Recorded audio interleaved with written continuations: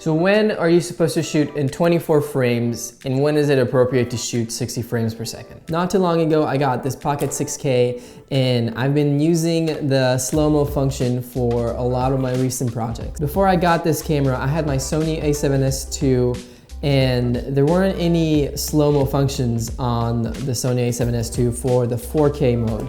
So I could shoot maybe 60 frames in 1080, but that just didn't really cut it for me. But ever since I got the 6K, I've been milking the Slowmo function on this camera and I just can't get enough of it. 24 frames per second is how our eyes naturally see the world.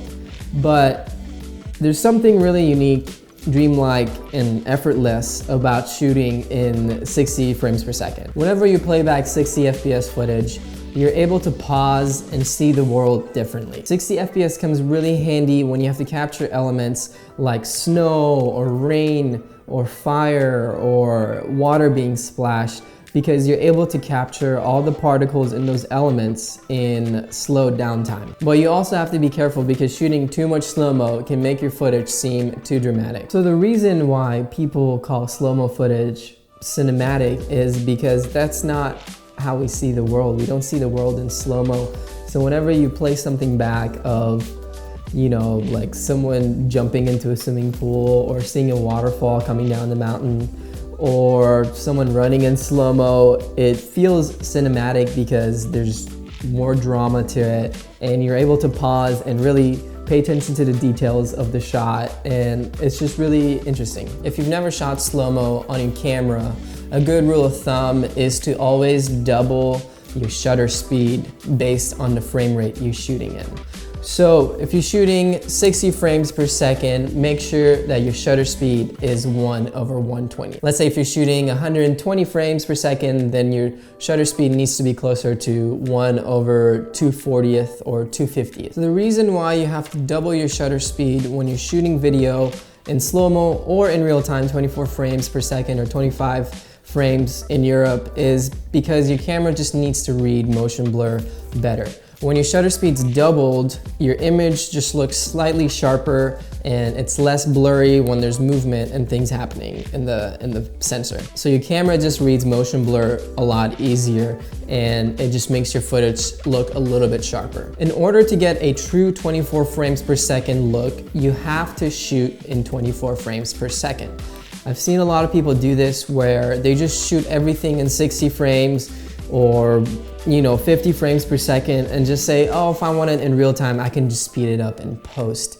But your footage doesn't look natural when you take that 60 FPS clip and bring it onto a 24 frame per second timeline and speed it up to 24 frames, speed that 60 slow-mo clip up to 24 frames.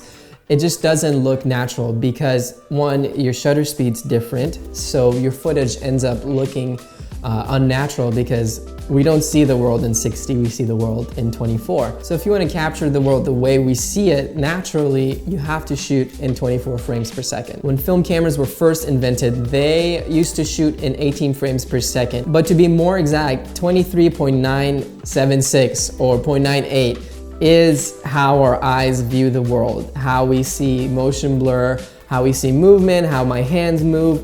This is what it looks like. Whenever you do decide on shooting in slow-mo or 60 frames per second, make sure that you know you want that clip to be in slow-mo. Don't shoot something that you know is gonna be in 24 frames in 60.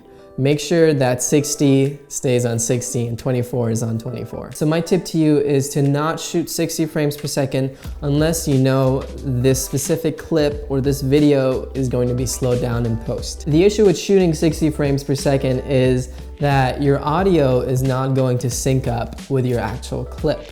So if you're shooting in 60 and your camera's, you put it on a 24 FPS timeline, you're only gonna have audio for half the clip because the audio is in real time, but your clip isn't. So make sure that if you do plan on, shooting slow-mo, you don't need the audio, or maybe just, need the scratch audio to figure out where to place the video. Now there's a ton of other cameras out there that can shoot, 240 frames per second, 500, 1,000 frames per second, and that's appropriate for different types of videos, like if you're trying to get a close-up of a drink being poured, or there's a scene in a commercial or something, or someone spilling a plate of food or something. That's where it seems appropriate to use those cameras. Now I'm just going to show you a couple of clips that were shot in 60 versus 24 frames.